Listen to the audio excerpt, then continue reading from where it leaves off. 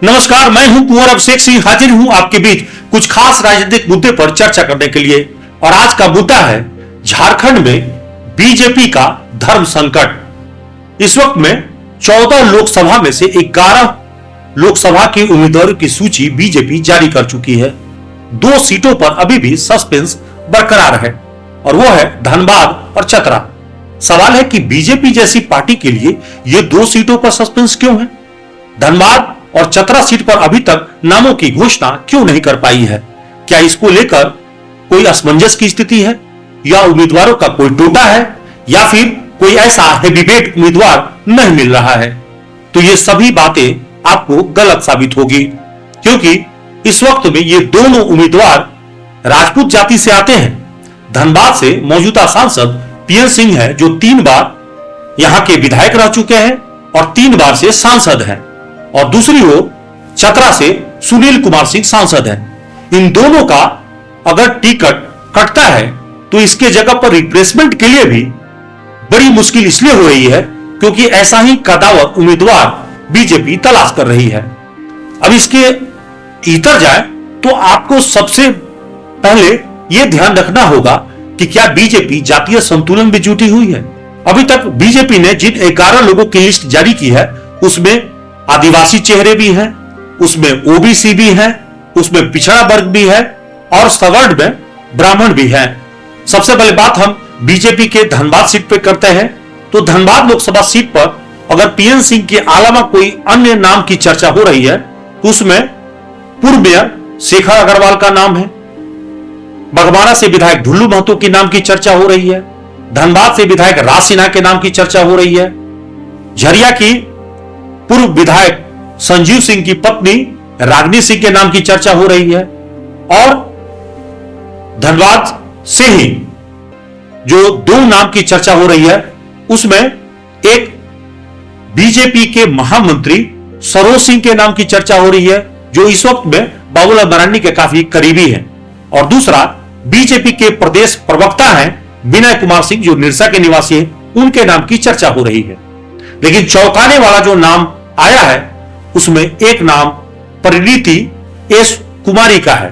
कहा जा रहा है कि परिणीति एस कुमारी ये नमो ऐप की नेशनल कोऑर्डिनेटर से जुड़ी हुई है और बिहार, झारखंड और छत्तीसगढ़ के इस वक्त में कोऑर्डिनेटर की भूमिका निभा रही हैं। यह परिचय सिर्फ काफी नहीं है, परिचय इनका यह भी है कि ये मौजूदा केंद्रीय ग्रामीण विकास में जो प्रधान सचिव है शैलेश कुमार सिंह, उनकी धर्मपत्नी है। यानी परिणीता एस कुमारी का जो अभी तक पद और पावर के दृष्टिकोण से देखें तो बीजेपी महिला मोर्चा से पहले से जुड़ी हुई है, नमो ऐप में काम कर रही है, तो ऐसी दृष्टिकोण से उनका पलड़ा दिल्ली के दरबार में भारी दिख रहा है। उनके नाम की भी चर्चा हो रही है। एक बैकडोर से जो चर्चा हो रही है वो है झरिया के मौजूदा कांग्रेस विधायक पूर्णिमा नीरज सिंह का, जिनके बारे में कहा जा रहा है कि इन दिनों वो अपने पार्टी आला नेतृत्व से कुछ नाराज चल रही हैं। और पिछले बार आपको याद होगा कि कुछ विधायक जो दिल्ली के दरबार में जाकर अपनी नाराजगी व्यक्त कर रहे थे और मौजूदा सरकार में मंत्री पद चाहते थे, उन 4 स्थानों पर अपने नामों की भी चर्चा चला रहे थे। उसमें 13 विधायक नाराज थे, उसमें एक नाम इनका भी आया था। कहा तो यह जा रहा है कि यह भी दरअसल भाजपा से सुरक्षित रूप से सीट की गारंटी चाहती थी और उसी आधार पर भाजपा में आने की हामी भरना चाहती है। लेकिन अभी तक उधर से कुछ ग्रीन सिग्नल नहीं मिला है, जिसके वजह से शायद वो पार्टी में नहीं आई है, या फिर उनके नाम की चर्चा पीछे छूट गई है या नेपथ्य में चली गई है। लेकिन इससे इतर जिन लोगों की अभी भी चर्चा बरकरार है उसमें एक चौंकाने वाला चेहरा यह भी है कि जमशेदपुर से मौजूदा पूर्वी विधायक सरजू राय, उनके बारे में कहा जा रहा है कि उनकी उम्मीदवारी की भी चर्चा हो रही है, लेकिन भाजपा ने अभी तक उनको अपने पार्टी में शामिल पुनः नहीं कराया है। तो खबर यह भी मिल रही है कि जदयू उनके लिए लामबंदी कर सकता है, क्योंकि जदयू भी झारखंड में एनडीए का पार्ट या भागीदारी निभाना चाहता है। बिहार में तो वो सरकार में भागीदारी निभा ही रहा है, एनडीए का पार्ट हो ही चुका है। तो नीतीश कुमार चाहते हैं कि मौजूदा समय में उनका भी पार्टी का एक खाता खुले और सरजू राय को वो उम्मीदवार बनाने के लिए आतुर हैं। लेकिन अब यह देखना होगा कि क्या जदयू को चतरा या धनबाद में से कोई सीट मिल सकता है क्या। अगर मिल सकता है तो उसमें वो जिसको भी उम्मीदवार बनाए, एक उम्मीदवार की चर्चा ये हो रही है कि सरजू राय का वो नाम आगे बढ़ा सकती है। फिलहाल सरजू राय के लिए बाधक जो है भाजपा में, सरजू राय का जो कट्टर दुश्मन माने जाते हैं वह है झारखंड के पूर्व मुख्यमंत्री रघुवर दास, जो इस वक्त में ओडिशा के राज्यपाल हैं और अभी भी उनका पार्टी में बहुत ही जबरदस्त पकड़ है और अमित शाह से सीधा उनका जुड़ाव है। ऐसे में सरजू राय को रोकने के लिए वो लगातार कोशिश कर रहे हैं। अब सवाल है कि जो अभी तक नाम आए हैं उसमें सबसे महत्वपूर्ण कौन है और किसकी लंबदी ज्यादा है। तो मैं आपको बता दूं कि फिलहाल झारखंड में जो सियासी पारा है वो धनबाद से शिफ्ट होकर दिल्ली चली गई है। खास करके मौजूदा सांसद पीएन सिंह के टिकट कटने की स्थिति में जो लोग लामबंदी कर रहे हैं दिल्ली में, उसमें कुछ नेताओं ने दिल्ली में तो डेरा डाल दिया है। उसमें बाघमारा विधायक ढूलू महतो भी शामिल है और उसमें सरोज सिंह भी शामिल है, धनबाद से विधायक राज सिन्हा भी शामिल है, इसमें रागिनी सिंह भी जो है भाजपा नेत्री वो भी शामिल है और खुद जो है विनय सिंह जो धनबाद से ही आते हैं और इस वक्त में प्रदेश के प्रवक्ता भी हैं बीजेपी के, वो भी डेरा डाले हुए हैं। इन सभी ने एक तरह से दिल्ली के दरबार में अपनी जो भी जैक है उसके माध्यम से अपने कोशिश में लगे हुए हैं। एक और चेहरा है अमरेश सिंह जो कोशिश में लगे हुए हैं, चूंकि राजनाथ सिंह के रिश्तेदार बताए जा रहे हैं तो उनके नाम की भी चर्चा हो रही है और वो भी कोशिश में जुटे हुए हैं। अब सवाल है कि इन सभी उम्मीदवारों में से किसको धनबाद से लोकसभा का गोल्डन टिकट मिलेगा और कौन चुनाव लड़ेगा।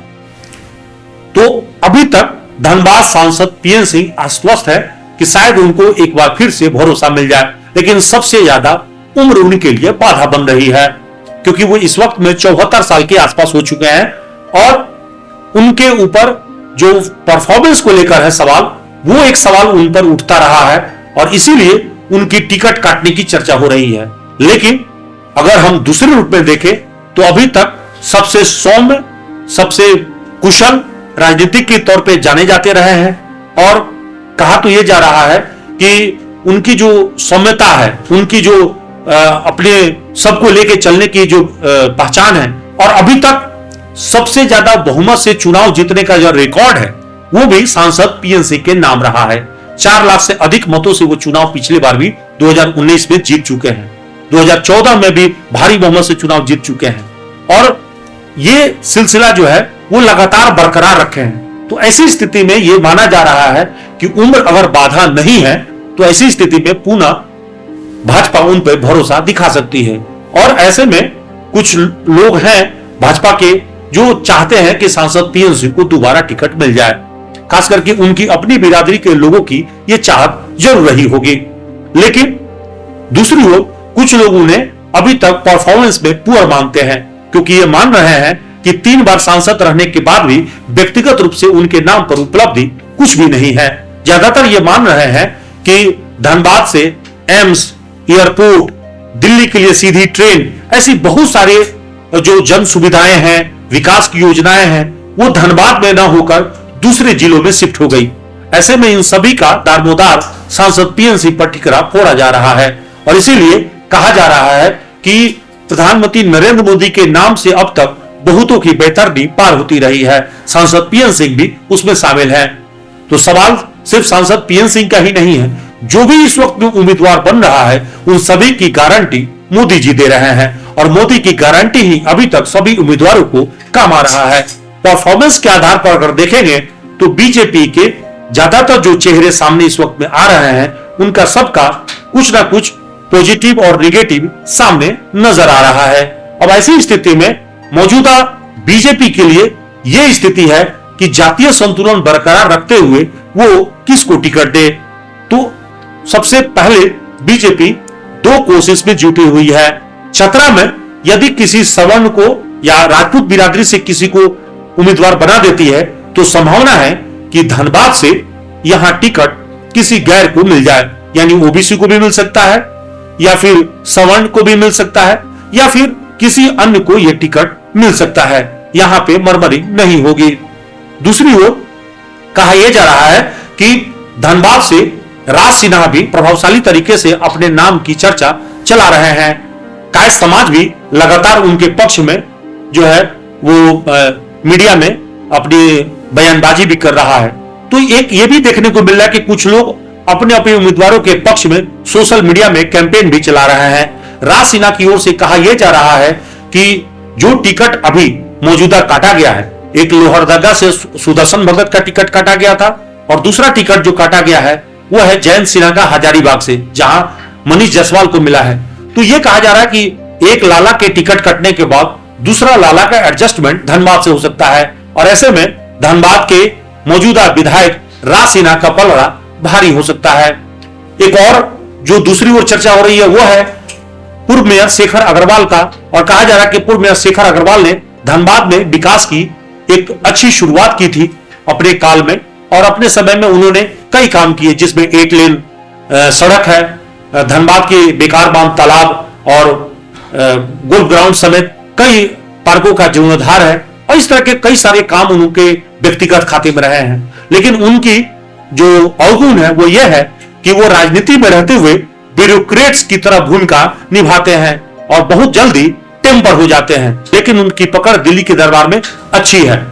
कहा तो यह जा रहा है कि पीयूष गोयल से उनका करीबी है और साथ साथ उदार जी उनके लिए फील्ड सजा रहे हैं और दिल्ली के अन्य लोगों का भी उनके अच्छी खासी पैठ है, तो ये भी आधार बनाया जा रहा है। लेकिन तीसरा जो अलग चर्चा हो रही है वो है ढुल्लू महतो का।